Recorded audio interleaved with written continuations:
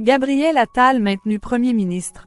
Ces macronistes intéressés par le poste après son intérim. Ce lundi 8 juillet, Gabriel Attal a présenté sa démission à Emmanuel Macron, qui l'a refusée.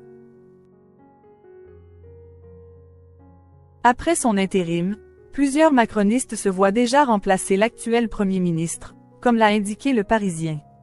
Mais alors, qui sont les prétendants à ce poste?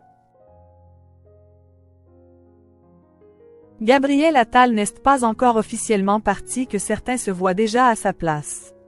Ce lundi 8 juillet, l'actuel Premier ministre a présenté sa démission à Emmanuel Macron.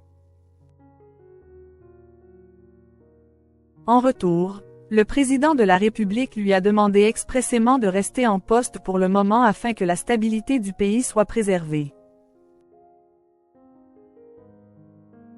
Mais comme l'a rapporté Le Parisien dans ses colonnes ce mercredi 10 juillet, plusieurs macronistes semblent déjà intéressés par le poste actuellement occupé par Gabriel Attal. Parmi les plus ambitieux, figurent Gérald Darmanin et Aurore Bergé. Le ministre de l'Intérieur s'est montré très offensif depuis sa réélection dans le Nord dimanche, enchaînant un déjeuner avec une trentaine de députés, affirmant son rattachement au groupe Renaissance, et débarquant dès lundi à l'Assemblée nationale, ont indiqué nos confrères. Mais comme l'a aussi précisé Le Quotidien, le locataire de la place Beauvau ne peut prétendre à exercer cette fonction tant qu'il est ministre. Si l'on en croit un membre du gouvernement, la démission du gouvernement pourrait avoir lieu avant le 18 juillet, jour où la composition de LHE accent aigu mi-cycle sera définitivement déterminée, note Le Parisien. Reste à savoir quelle personnalité politique Emmanuel Macron choisira pour remplacer Gabriel Attal à Matignon. Gabriel Attal maintenu à Matignon, ce qu'il peut et ne peut plus faire pendant son intérim. Pendant la période d'intérim de Gabriel Attal, le cabinet actuel assurera les affaires courantes. Mais qu'est-ce que cela implique concrètement?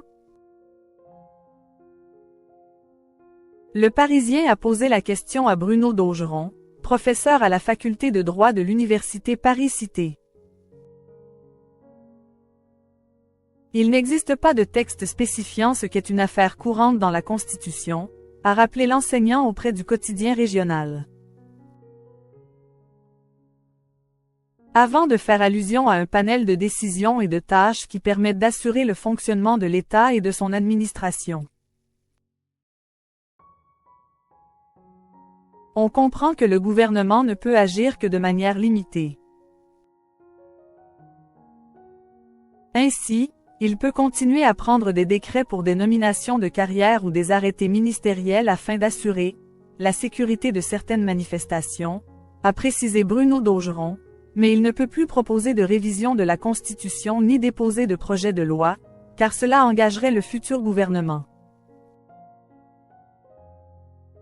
Il s'agit du contingent, du quotidien, du roulement, a résumé l'universitaire dans les colonnes du journal. On utilise cet intérim pour éviter la paralysie du pays, même si on fait généralement du surplace.